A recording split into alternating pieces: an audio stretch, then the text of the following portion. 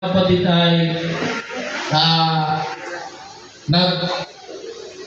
tawagan yung tinatrabaho pa mga kapatid pa, yung ating pagka-leader mga kapatid. Mayroon kasi posisyon na ganyan mga kapatid.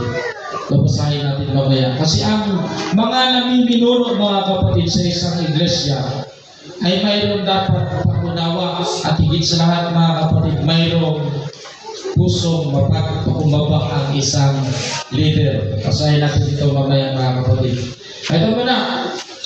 1 Timothy chapter 3 verse 1. Patungkol ito mga kapatid sa hallelujah. Sa isang pamilya. Patungkol ito kasi namamahala Hindi lang sa church mga kapatid pagpos sa pamilya.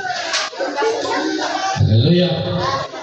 1 Timothy chapter 3 verse 1 hanggang 7. Dapat ang pagkasabi kung ang sinuman ay magsikap na maging obispo, hallelujah, ay mabuti. Sabi doon ni Apostol Pablo, ay mabuti gawa ang ninanasa.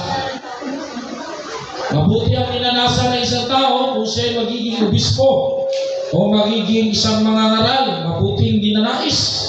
Datapwat ang obispo ay walang kapintasang asawa. Okay, nakita ang tani. Ako ni, amen. Hallelujah. Wala nang asawa si pastor, ako hindi makita ang kapintasan. Ibasa gini ni pastor din.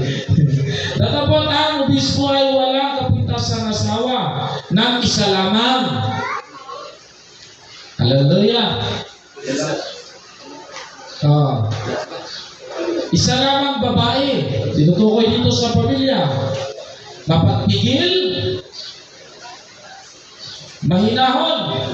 Ikaw kaya ang asawa din.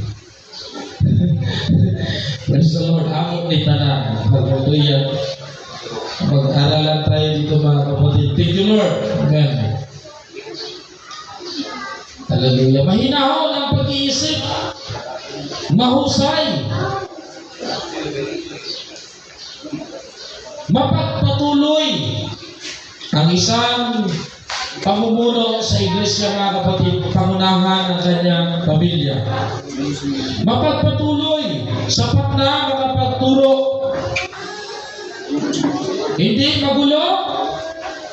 Hindi nagdadalawang isip mga kapatid. Mga haka-haka, tinatanggap. Mga isyo, mga problema, tinatanggap.